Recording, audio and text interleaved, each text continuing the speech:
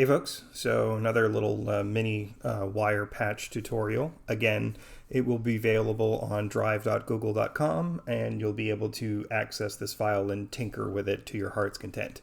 So today I'm doing a little bit longer one talking about the different types of oscillations. So I just wanted to kind of give you a quick overview as to what that would look like, and here are the different oscillations. So what I did was I just basically created a circle. It's very, very tiny, as you can see, and I've added different kinds of oscillations to those by just creating a delay. You can see that in the file.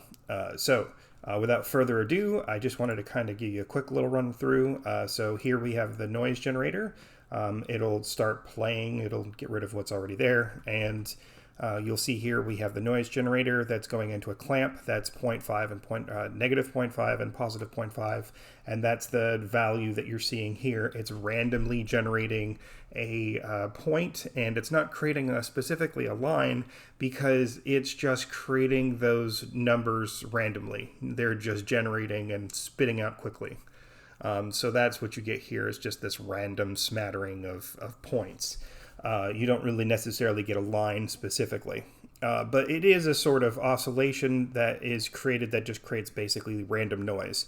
But the thing with this one is that you can see here, you'll notice at the very top and the very bottom, they're almost solid lines, and the reason being is because the noise generator does not have any kind of way of smoothing that out.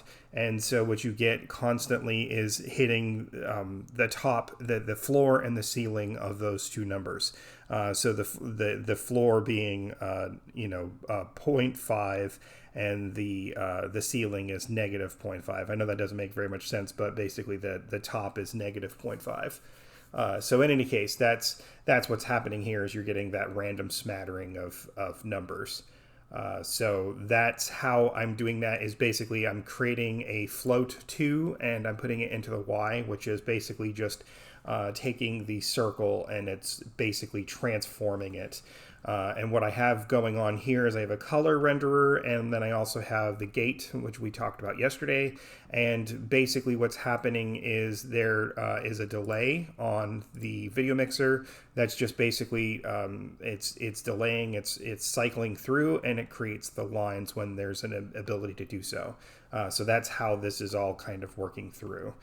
So what I'm going to do is I'm going to go back to the texture out for the time being, and we'll just go through this and talk about this.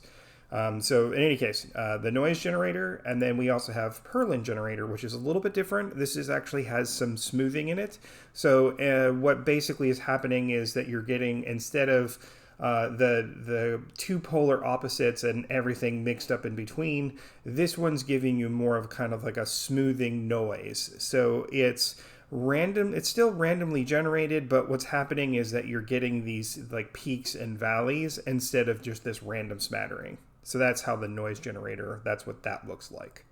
As it's going through, there's no real rhyme or reason, but you'll notice that it's a lot smoother than just the noise generator altogether. And that's the kind of result that you will receive, is just random noise, but it's a little bit more calm. We also have the saw oscillator. Typically when you're running a saw oscillator, you'll see the line in between to indicate that it's going back to 0 or going back to the main negative number or positive number in this case. So that's the reason why they call this the saw oscillator, is because it counts all the way up to the highest number and then goes right back to the lowest number, right? So if this was 0 to 1, it would basically go down to 0, and then it would go 0.1, 2, 3, 4, 5, 6, 7, 8, 9, 10, and then it would go back to 0. And so that's what you get here, is this kind of saw oscillation. That's how that happens. The next one is a sine oscillator, or sine oscillator, excuse me. The sine oscillator is exactly that. This is very similar to what you would see on a oscilloscope, right? You get the kind of wave, and this is, based on kind of a lot of different things.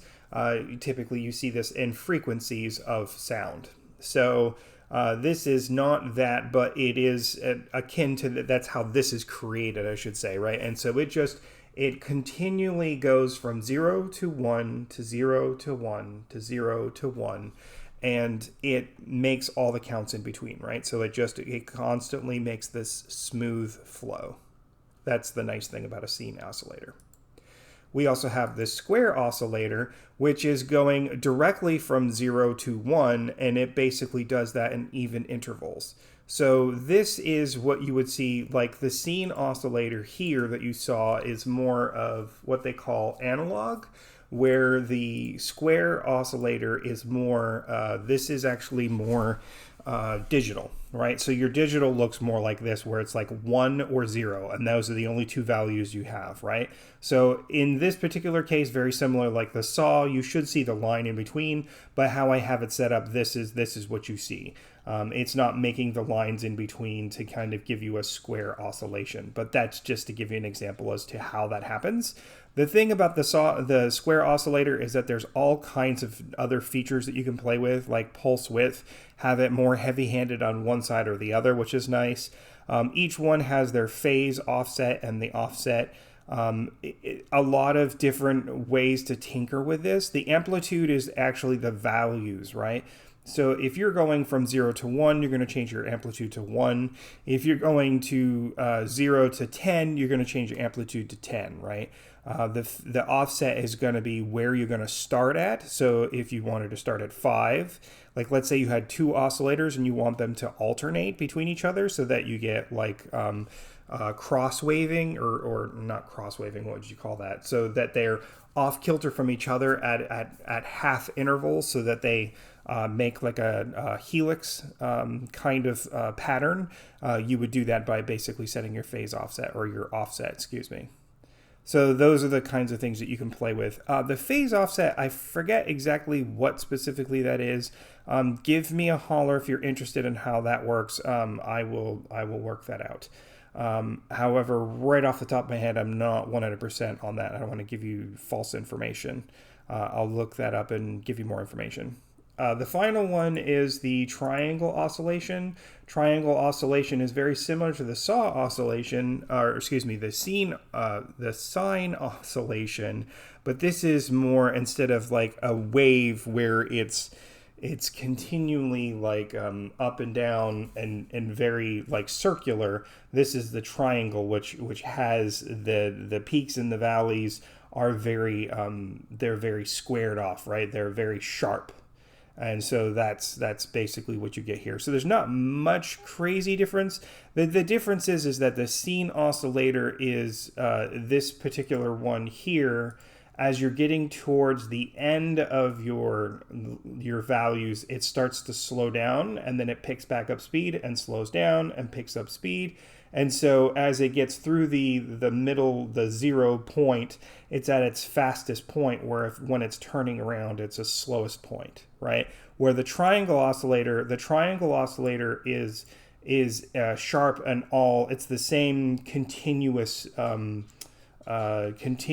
speed. There is no change of the speed itself in essence, right? So you get this kind of a different pattern. So in any case, I hope you enjoyed that. That's basically the gist of it. And you can go to all and you can see them all at the same time. Feel free to break this as much as you see fit and tinker with it and learn how this all works. And have some fun. You know, here, this transform here, this net is -2, right? But you could set this up to like 10. And when you do that, you're going to get this crazy mess, right? You're going to just go crazy, right? So yeah, it's lots of fun. You can do all kinds of crazy things. Have fun. I hope you enjoyed this tutorial. I hope you guys enjoy this kind of form. If you'd like to see more of these, please give me a comment and let me know how this is going. If you're very interested in this, I want to make more of them. So please get in contact. Thank you very much for your time. I really do appreciate it. And you be sure to have a great day.